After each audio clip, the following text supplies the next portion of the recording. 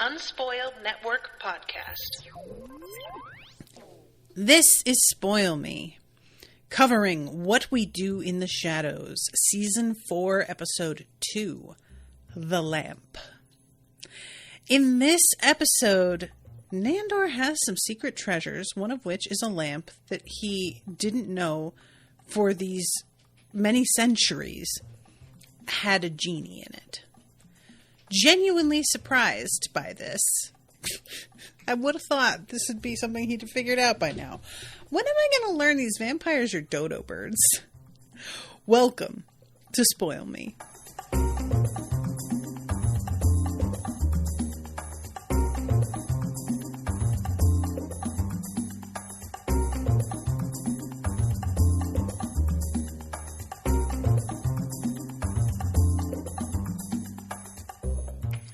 Welcome to the show, everyone. I am Natasha. Thank you very much to Max for commissioning this episode. Thank you, Max. This episode is... I am going to tell you guys, I try and let folks know when I have accidentally seen something from, a thumbnail or a title or something that might give a thing away. But the next episode I saw is titled, I think, Grand Opening. And I've got to confess, I was really thinking it was going to take longer. I thought this was going to be a bit more of a thing, ongoing, the setting up of the nightclub. So, especially considering the way things go in this episode. But I'm obviously going to withhold judgment. I don't know what's going on here. But what we've got in the start of this episode is Nadja talking to the camera about the changes that they are making to this, converting the Vampiric Council to a nightclub. And she says that it's not going well. And Evil Mabel is over here ripping up blueprints, telling everybody to stop doing the work that they're in the middle of doing. And it turns out that the wraiths, which I keep forgetting are a thing, can just undo everything the workers have done. And it's kind of a fun little thing here. So what we find out, there's a series of revelations about Evil Mabel. And I just really want to register my delight with the fact that she's becoming a little bit more of a feature in the show. Because her whole character has been so mysterious. I mean, I don't remember if her name has even been shared yet. I just really enjoy this actress a lot.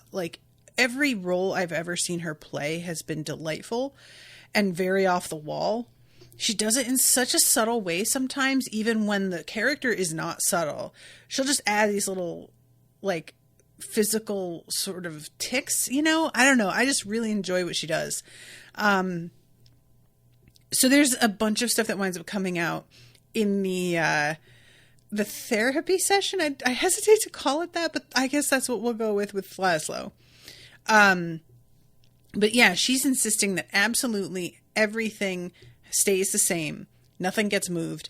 And when they ask what the filing system is, she's like, it's the fact that it stays the same, which isn't really the thing, but okay. I guess if you're the only one that needs to know where anything is, that works. Nadja is like, well, don't you want all of these books protected from my blood sprinklers? And again, Evil Mabel, no, put it all back. And Laszlo says, get fucked. This took hours. And then she says, oh, I wasn't talking to you. Camera pulls back and everything is as it was. So we have a bit of a feud that goes on here. And they have to try and get her on board with the overall concept. The only way that they manage to pull this off is by lying. I thought maybe they'd win her over in some legit business way, invite her to I don't really know, since they're using vampiric headquarters, how it works, making money for just their household, I would think this would be frowned upon. But I also don't know, you know what I mean? Like this sort of governing body, I don't get what's allowed and what's not allowed clearly. So Martin says, the circling saw gag with the ladder was straight out of a Buster Keaton film. It was just hilariously absurd. Oh my God, I forgot about that. Yes. Yeah, there is just, you guys, there's a lot of, I felt like this was kind of a standout episode. I wouldn't put it in like the top 5 or anything, but I was really surprised how dense with laughs it wound up being, and how there are some episodes of this show that are just real low-hanging fruit. Those tend to be a lot more Laszlo-centric, granted. And while I like that can still work if it's supposed to be that the joke is that the character goes for low-hanging fruit type jokes, sometimes it didn't seem like the show was aware of how, you know what I mean? I'm trying to remember, there was an episode last season that I remember genuinely being like, what are we doing? Because it was not funny and not engaging. And I think that I kind of went into this season a bit worried. And granted, we're only 2 episodes in, and that's not decisive. Everything can vary so much from one to another. I'm not trying to say that this proves we don't have anything to worry about, but there were some times where I sort of felt as if the show was like losing its legs or direction or just running out of ideas.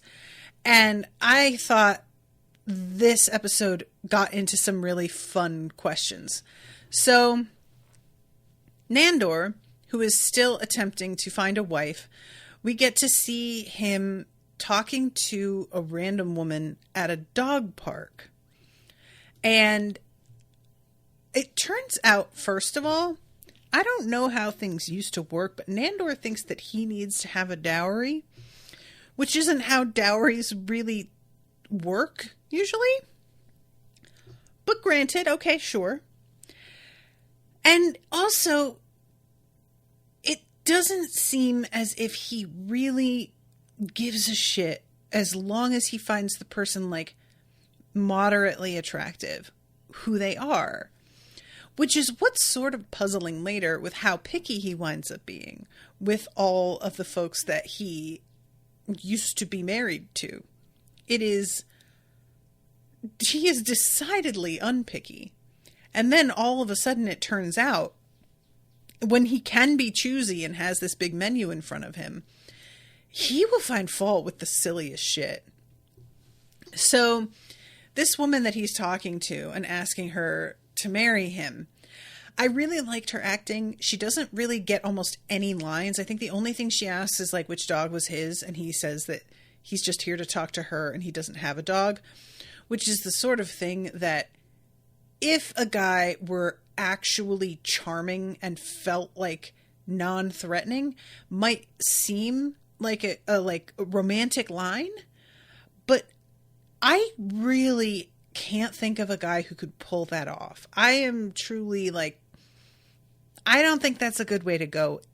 No matter who you are, what your vibe is, what you look like, it's just, as a woman, this is bad. You hear a dude is just here for you, and it's supposed to be a compliment, but it doesn't feel like one. It feels really threatening. And so her acting throughout this scene, as she begins to realize that he is just not quite all there. And I say that even with the knowledge that we have as an audience of what it is he's trying to do, he is not all there. He's just not. We love you, Nandor, bless your heart, but no, this is not a good plan. So we jump to an interview taking place in a secret room in the house that has all of this treasure in it. And he is bragging about how nobody knows where it is. And here comes Guillermo just wandering in. I thought maybe what we were going to have here was that Guillermo had known about it the whole time. Oh my God. I'm so sorry, you guys. I'm going to lose it. I have this dog going off, and now there's a fly that is flying directly into my face. And I was recording One Piece before this, and this fly, like, hit my lips, like, got into my mouth. And I thought that I had swallowed it, and I was hoping it was dead. Even if it meant that I had to swallow it, I was hoping it was dead. Oh, there we go. Finally killed it. That thing was... It's really been a trying couple of weeks, months. It's been a bad decade. It's been rough. It was a bad decade. Okay. But yeah, I kind of thought it would be fun if not only did Guillermo know this shit was here, but maybe some things like turned out to be missing and he was taking things.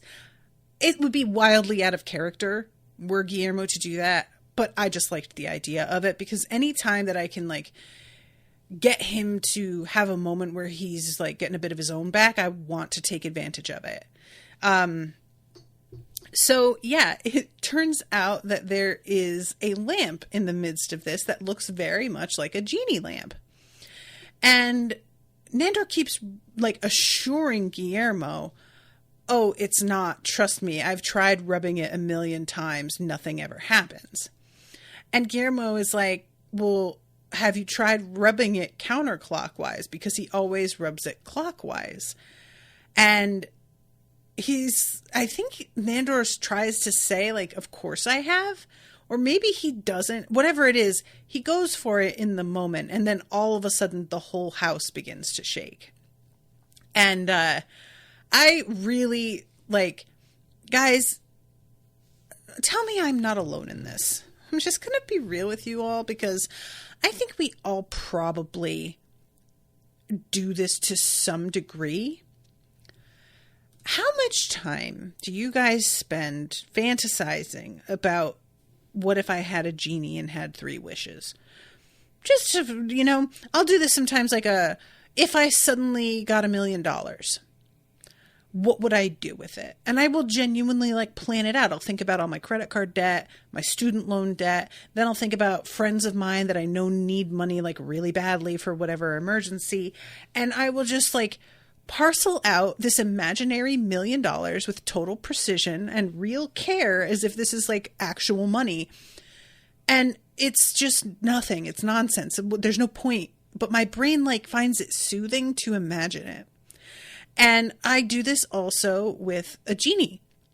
And this is a very different situation because usually the genie only gives you 3 wishes, which is certainly not the case here. And also, I often operate according to the Aladdin rules, which is to say, like, the genie in Aladdin, he can't bring anybody back from the dead. He can't grant, like, romantic love. And I think those might be the only 2 things that he can't do. So if I, like, cut those out of the equation, what can I do? This genie, once again, does not have to follow those rules. He's bringing people back from the dead left and right. And I will be honest, perfectly, straightforwardly honest. How often the first thing I think of is changing the way that I look. And that's purely because it's a genie. Like, I'm assuming there's no pain, no nothing has to happen. If it were money and I could get like plastic surgery, I would not do that because it's incredibly painful, takes a long recovering time. I would simply not consider it. But if we're talking magic, then sure. So that's often at the top of my list. And then I try and think about like, maybe I could just make Unspoiled like this massive success so that I can employ friends and turn this into a business that's actually helping people and whatnot. But anyway, I just like, I really, really am curious, those of you listening, if you do this too, because I think it's just a sort of idea that wedges itself in your head from when you're a kid, because there's lots of like wish stories out there. And even things like the monkey's paw, I am pretty certain all of us have sat around trying to figure out a way to construct a wish, even with the monkey's paw, to keep it from biting us in the ass. The whole point is that the wish turns on you somehow. And so we all think we're super clever and we're going to be able to find a way in which that does not happen. And again, pointless exercise. But I think it's just a product of all of us kind of feeling helpless and, you know, unsatisfied a lot of the time. Martin says too much of my spare time. That I find that very reassuring, Martin, honestly. Some of my wishes would be for stuff like terraforming Venus, curing pollution, and granting humanity safe FTL travel. What's FTL, Martin? I'm definitely down with that. I've always wanted to have a genie fix my lazy eye. See, there you go. So you don't have to, because like eye surgery, I'm sure that there are things that they could do, but like, do you want to do it? I wouldn't. I mean, that's just like, it's scary. What people undergo for like plastic surgery on their body and face, look up what it's like to recover from that, guys. It's really, really ugly. Like, it's just not something I'm going to be interested in. I don't care if they could turn me into Kardashian. I'd just, not for that price. I'm sorry. But yeah, the wishes that Martin's thinking about are a much more grand scale. Terraforming Venus. I wouldn't want to go to Venus. I got to be honest with you, Martin. Nah, thanks. You know what I would want to do? And I don't know if this is something because it's so conceptual. If I could make every person who has no empathy in the world or a deficit of it suddenly have it, I would do that. Because that's truly where I feel like all our problems come from. Is just people, we have the resources, but we don't have any empathy. And if I could just make that be a thing, I feel like that would solve like 90% of the issues that we've got in the world. FTL means faster than light. Oh, that's fun. I really like that. Especially because I've always said if I could have a superpower, it would be, what do you call it? It would be, what is it when you can like travel through space? I can't remember the word for it, but I hate riding in a car somewhere. I hate riding in a plane somewhere. And I also hate like if you forget something and you have to turn all the way back around and go get it, or even just like really lazy shit. Like I made a beautiful iced coffee the other day. I was up and about, bustling, doing some things in the kitchen, made the iced coffee in the midst of doing all of that. I go to the couch, I sit down, get the puppy cuddled against me, have my blanket, I'm all settled in, I have my remote, and then I look up and my iced coffee is still sitting there on the center island in the kitchen. If I could just go get that and then go right back to my spot, it was just bliss, true greatness. Teleportation. Thank you, Martin. Anyway, I'm sorry, this is taking a true turn and I am not on topic anymore. But anyway, so I think he's saying djinn in this episode. This djinn is, first of all, a person of color, which I really enjoy that. And he is dressed like, I don't even know what to say. He is dressed like a professor with tenure. He's got a real sort of like academic vibe to him. And there's also a distinct sense of, I'm here to do this job. I am not really that interested. It is like, again, if we're going opposite of Aladdin rules, which it feels like we're doing, the genie in Aladdin hates living in his lamp and wants to be freed. And every time he gets to come out of it, he's very excited about it. But what I get from this djinn is that he lives in a tiny paradise inside that lamp and is resentful of the fact that this asshole has ruined his day because he was having a perfect smoke weed play Xbox day.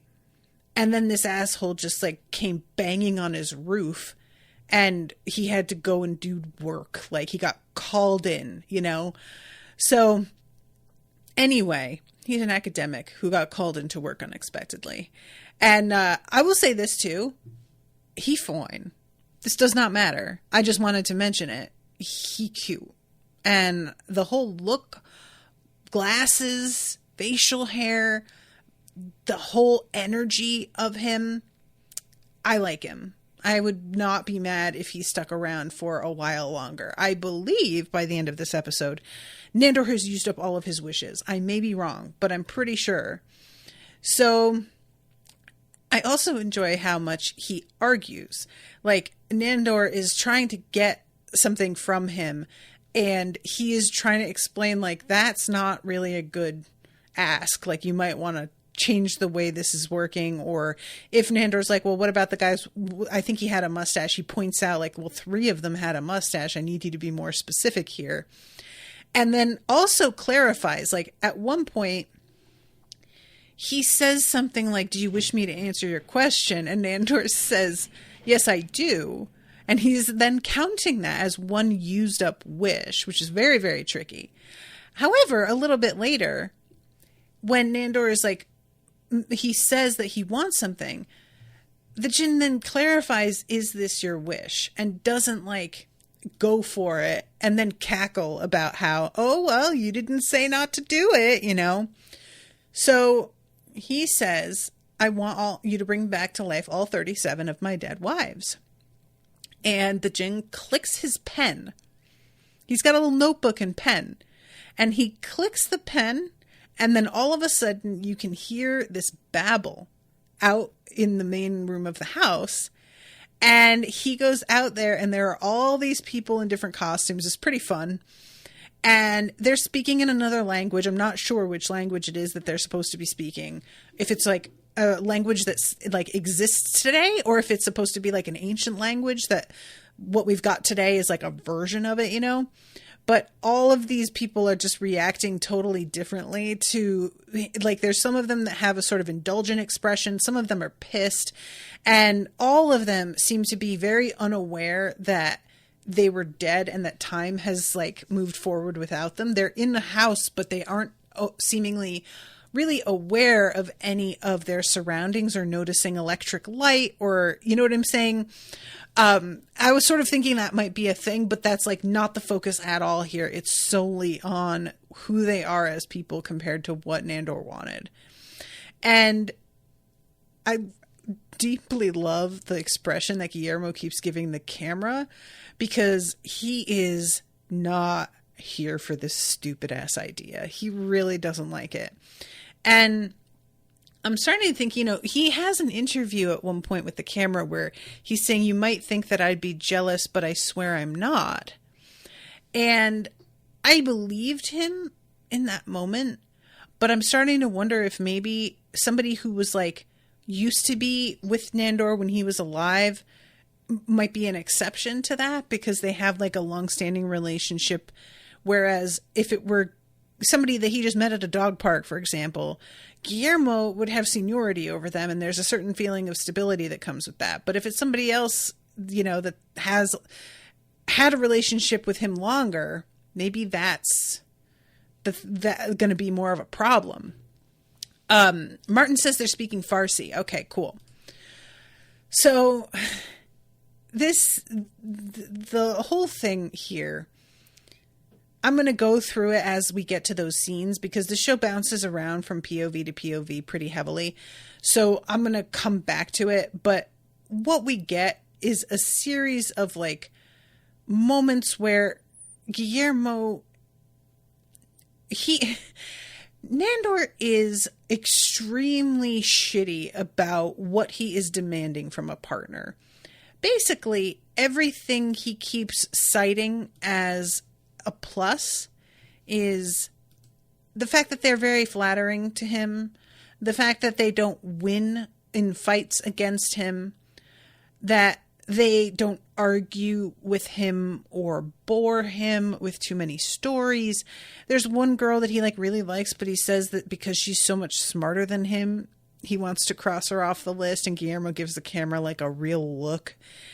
And there was something about this that, like, I just sort of appreciated the directness of it, because I was wondering if, like, we were going to go down this road, if Nandor would be a little bit more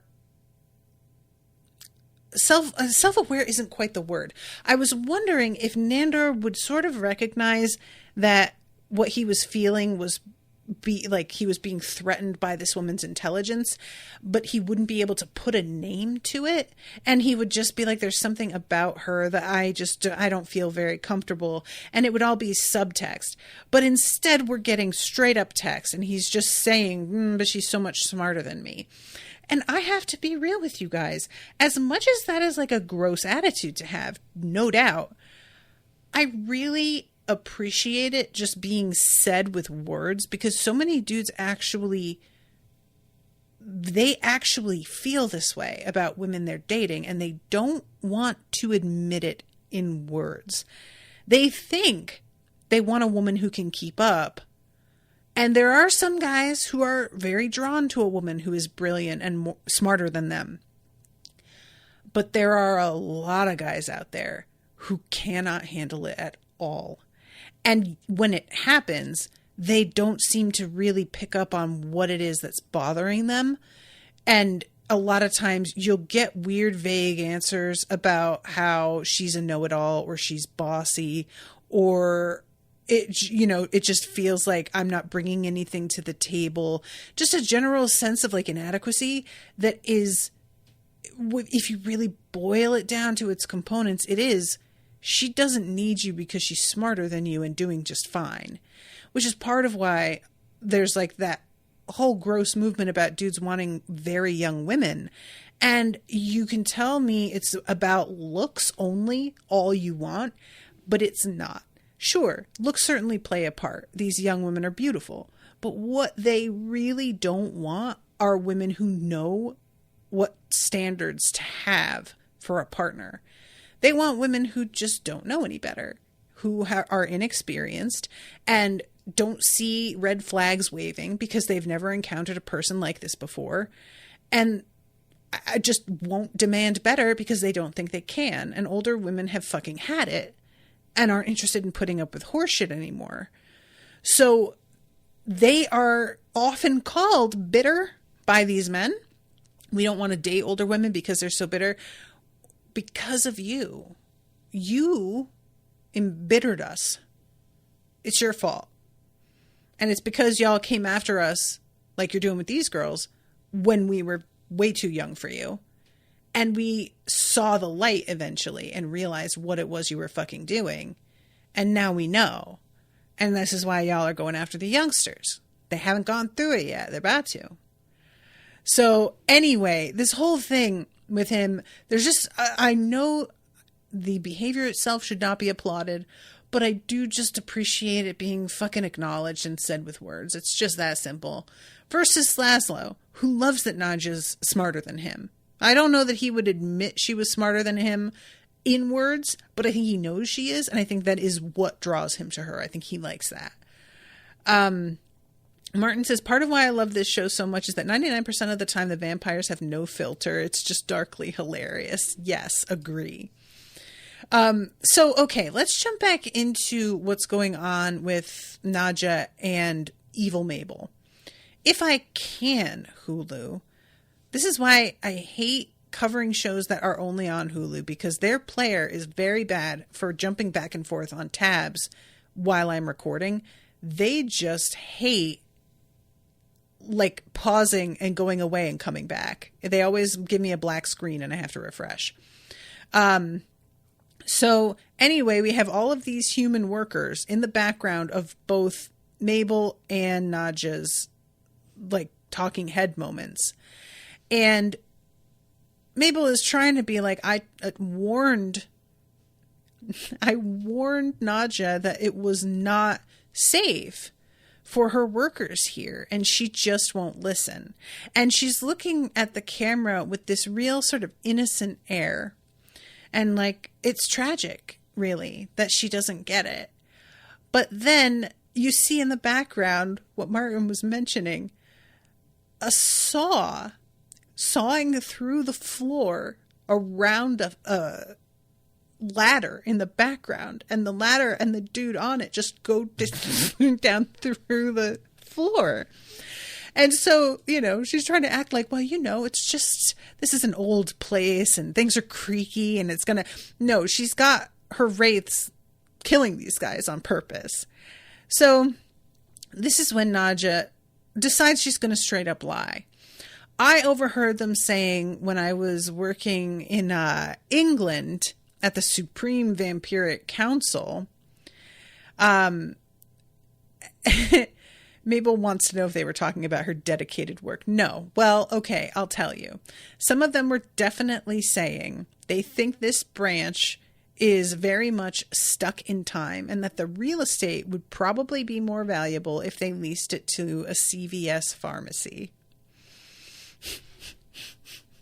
There's something about the choice of a CVS that's particularly funny, because like I just really see that as a potential possibility for a building like this, you know? Mabel says, "Who said that?" And Nadja, making shit up as she goes along, just says, "The main one. Dark Lord Tyrantus, the liquidator of underlings?" Okay, what do I do? And she starts to freak out a little bit. And Nadja, to her credit, although it doesn't change what she's doing, but she looks at the camera with a sort of like yikes expression. Now, I'm giving her credit here in that I think she feels a little bad about making Mabel freak out. But I think more likely she's looking at the camera like, ooh, boy, let's see if this actually winds up working. Like, hold on to your butts, you know? So she tells the wraiths, let's stop injuring workers, and we are going to have a meeting and talk about what to do. And she has to wait for all of them to get there, which takes a little while. It's a pretty fun little scene. When they're startled by how many of them there are, they keep coming in, and she's also like, and y'all don't like to be on time, do you? But she tells them all to stop hurting the workers, that we're going to embark on a new mission, and there's going to be changes made, and you guys have to allow that to happen and actually help. But then a human worker stumbles into the room, and it's just a very good moment because I really want to know what I would think were I to walk into a room and this was what I saw, this fucking throne with the spotlight and all of these people in black cloaks with no faces. But this guy steps in here. He's got a hard hat on. And he immediately seems to realize, oh, wait, wrong room. It's not like he registers what he sees, really. It just seems like this was not where he intended to go. And he is about to turn and leave immediately. The wraiths jump him. And then you just hear this sort of crunch, and they back away, and his uniform and hard hat are on the floor, and there is just a splatter of blood, and that's literally all that's left of him. So Mabel explains, see, what I think happened is, despite the fact that I am telling the wraiths verbally to help, they can sense that in my gut, I do not want these changes to happen. I am still very ambivalent. And this is when Laszlo is like, I think I can help you with this, actually. And he talks about psychology and claims that the concept of penis envy by Freud was due to seeing Laszlo naked in a sauna. I think it was a sauna. That originally it was going to be hand envy. I'm going to get a little dark here, you guys. So a part of me even hesitates to like do this, but because it was such a revelation when I read it, I feel like I need to tell people about it. And I wish I could source this because it was something that had been asserted in, I think, a biography about Freud that a person was quoting. But basically, the whole concept of penis envy actually comes from the number of women and boys as well that Freud was a doctor to. He kept repeatedly coming across sexual abuse in these people's traumas and memories and histories, and that was influencing a lot of the way that they related to the world. And nobody in the families was willing to admit that it happened, because he's getting this from the victims, but these victims were not believed by their parents, by their aunts and uncles, by whoever. And so, despite being told by victims what happened to them, And the very reasonable then changes in the way they see and relate to the world because of that trauma. He got shit on by a lot of other psychiatrists of the day because he was coming after some people who were a bit high on the food chain. They were being accused of some stuff, and everybody wanted him to quash it. And so he like changed the approach from the reason so much of this is the way it is due to sexual abuse in childhood to, oh, there's a secret desire by little girls to sleep with their fathers. And I'm just going to let that sit there because it is so fucking sick and explains so much about this weird penis envy thing that truly doesn't really make any sense if you look at it from any angle. But once you know, like, oh, he was just trying to course correct, in quotes, about a ton of basically like confessions of terrible abuse, he was trying to like force that into a particular narrative and decided, why don't we just blame the victim on paper and in theory and make that the whole thing? Is that really this is what they wanted? And probably either they imagined it because they want it so bad, or they made it happen because they want it so bad. Either way, it was definitely them that initiated and wanted the thing. So anyway, I apologize to anybody who is upset by this. And I probably should have done a sort of content warning sexual abuse before I started talking about it. I didn't really think of that. I'm sorry. But I just thought it explained so many things that I had a moment when I first read that and sat there just like that kind of rage that you get so angry, but it's like such a huge feeling because it opens up so much, like so many doors in your head. You're like, all of a sudden that makes sense here and here and here, that you get like overwhelmed. And so you shut down a little. So anyway, just, that's for all of you out there listening for a little fun trivia that I found out. So this leads to some really great scenes where Laszlo is questioning her about how she's feeling in regard to the changes. And she says that she's, basically so intertwined with the building that she can feel all of the changes in her body, which Laszlo is interpreting everything she says sexually, which makes a lot of sense. It just does for him as a character, but also if he were pretending to be Freud, and if we were going to be like, oh, Freud thinks everything's about sex, still makes sense. And she says, if there's a brick that gets chipped, I get a headache. If a steam pipe is backed up, I am also backed up. Nothing sexy. I'm truly fascinated about, like, is she actually a vampire? She comes to the conclusion later that running the library is her punishment for sins that she committed.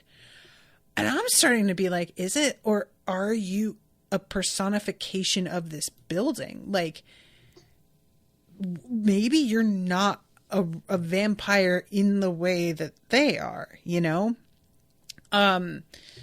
So he has her like do a sort of memory search because he asks her who she used to be before she worked here. And she cannot remember anything.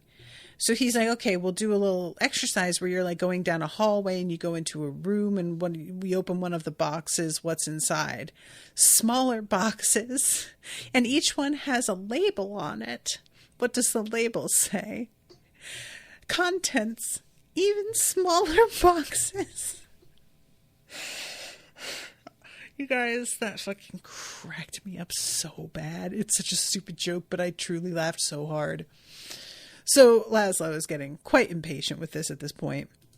And he's like, yeah, all right, we're going to get the fuck out of there. And then she starts talking about how she is seeing Guillermo all oiled up. She needs like somebody strong and powerful to come help to help her get out of this room that she can't like turn the doorknob. And she sees Guillermo, and Laszlo's like, no, I said somebody strong and powerful. And she's like, no, yeah, that's who it is. He's trying to open the door, but his hand keeps slipping off the doorknob due to the oil that he used to glisten up his naked body. And Laszlo panics. I love how completely 100% sex positive Laszlo always is until it has come down to this with Guillermo, and then he is deeply uncomfortable. So what we find out, or do we? That's the question. I was a bad vampire. I was sloppy. I was wild. I was a moth to the danger flame. I led the Inquisition. I danced the dance of the 7 veils without the veils. I was simply put extra. And the Guillermo thing, it turns out she slept with a vampire slayer. The final straw came. I truly adore this. Van Helsing.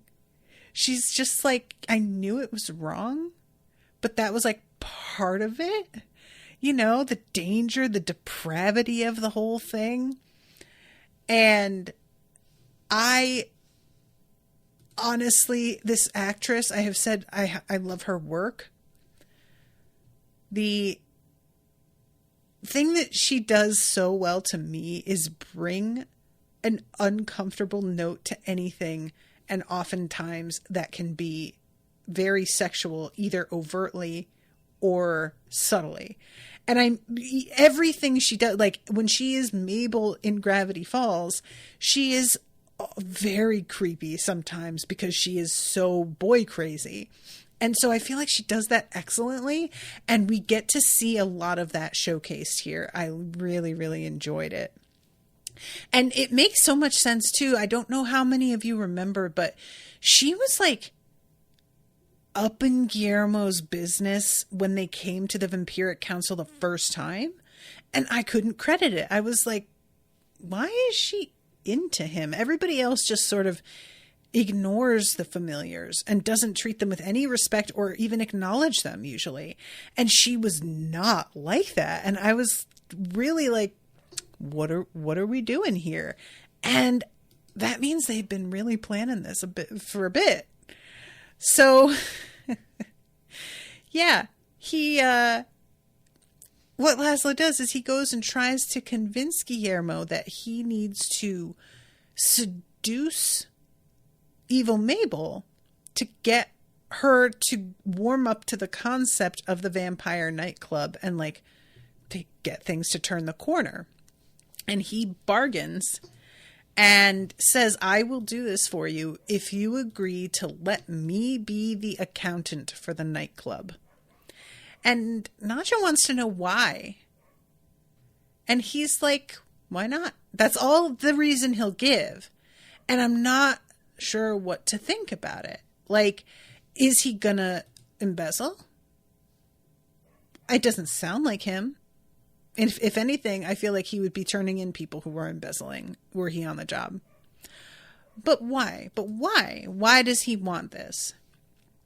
So we have the scene where he goes in and he is supposed to try and seduce her, and she is telling him no right off the bat. But when he goes to leave, she is right there. And when I say telling him no, I mean about the sex. As far as the nightclub, she is 100% fine with it at this point. She does not care. But the sex thing is really on the table.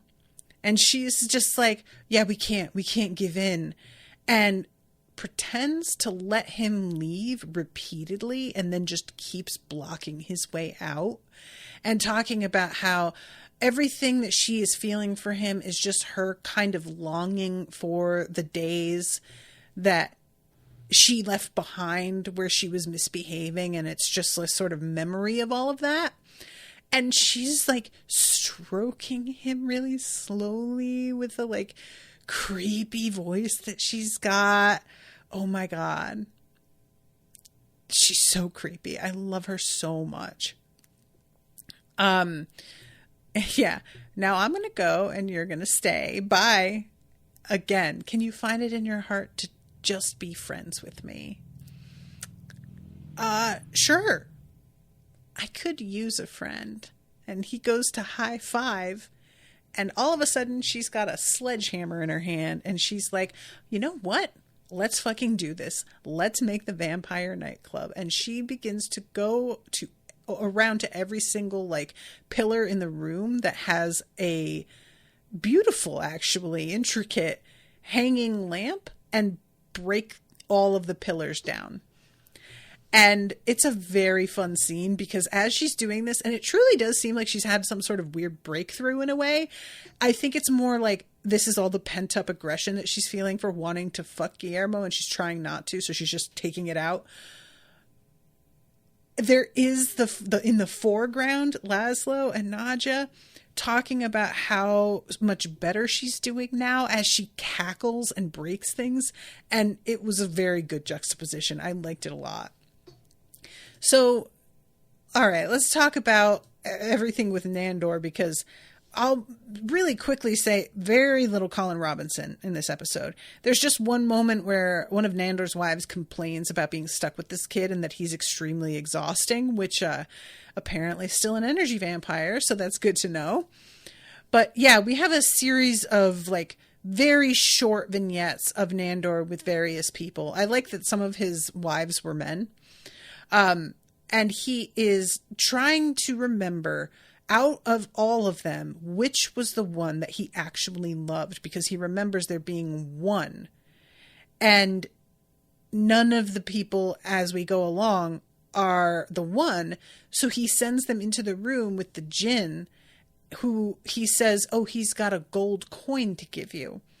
And the djinn just poofs them back into death, which Guillermo is counting as murder. Guillermo, I don't know how to tell you this. You work for murderers. You know that, right? Bud, are you aware? It's an odd moment to get all precious about it all of a sudden. Like, what do you think is happening? I'm just curious. Because they're having you bury the body. So I thought we all got what was happening here. But he just keeps being kind of like, well, that just sounds like they were dead already. They got unnaturally brought back. Them being here is the weird part, not the dead part. It's fine. It's absolutely totally fine. I don't see throwing these folks out into the regular world and them being able to make it. Like, we've just advanced like thousands and thousands of years, and they're just supposed to go out and get a job at Target. Like, come on. So anyway, that whole thing, I wanted Nandor to say something about like, well, even if it is murder, I do that, but it doesn't come up. The djinn, for his part, is extremely bored. He is just so sick of this, and he is sick of Nandor, and he does not like, there's just no sense from him of thinking this is funny, or I sort of thought it might be kind of a like, let me laugh at this guy, but no, it's just again. Okay. Eventually, at the end, there is one woman that he is saying is the one. And I am not certain whether I believe it or not. I think that whatever he valued back in the day would not be what he valued today. So I am going to guess that probably the first person that he dismissed was the person that he loved in his previous life. Like, it was, you know, his personality's just changed so much. And the woman, I kept thinking that this was the woman who plays She-Hulk. And I know it's not Tatiana Maslany, I think is how you say her name. I don't think it is. She does look a lot like her, though. If it is her, I'm going to feel like a dodo. But I don't think it is. She just looks a lot like her. I think it's the eyebrows that really do it. And she has huge eyes. But yeah, he is saying that definitely she's the one. And as he's saying this, he steps back to talk to the djinn, and she's in the foreground, and she's talking about the education that she had. And my passion led me to science and mathematics. And I really appreciate this so much. Most proud of that my observations of Jupiter and Saturn, as she's talking about these amazing accomplishments, he is just changing her hair color. Like she's a paper doll.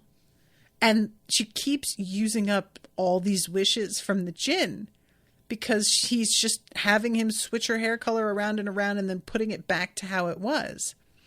I am very happy to have a man of such intellect to share my life with. And I can't tell if she is serious. I think she is and doesn't realize what a goon he is quite yet. But I wonder if she's going to be around next episode, because this is going to be really unpleasant for her when she starts to put together what the fuck this goon is like. Sorry, Martin says, I like the golden coins detail, as it's probably a reference to ancient Greek myth and the fair for the dead souls to give Charon the ferryman. Oh, right, to give across the river Styx. Yeah, that's a fun idea. I like that. The woman is Parisa Fakhri. I hope I'm saying that name right. A voice actress who does a lot of anime for Funimation. Oh, that's cool. Nandor still has some wishes left at the end of this episode. Okay.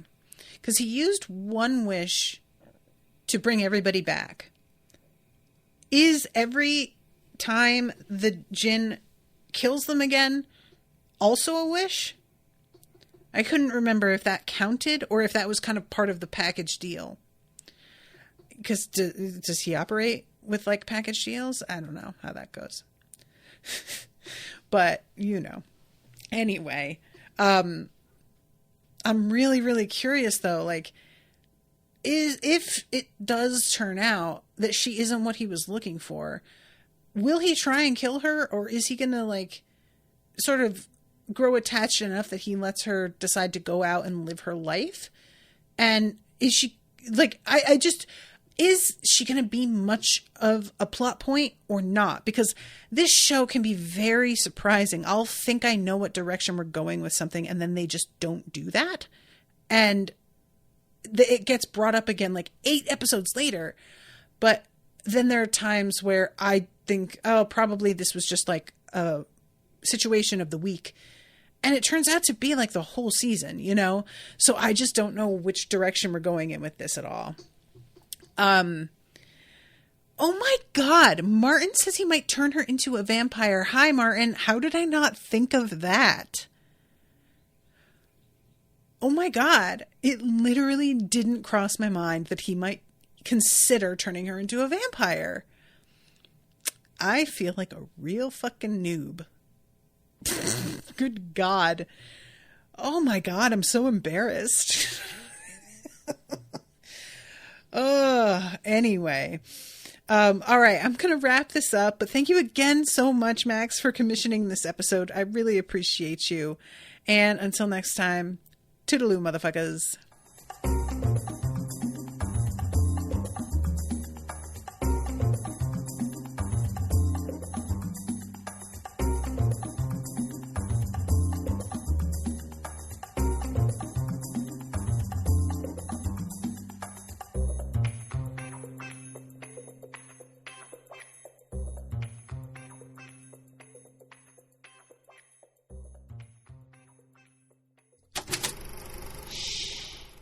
was an Unspoiled Network podcast.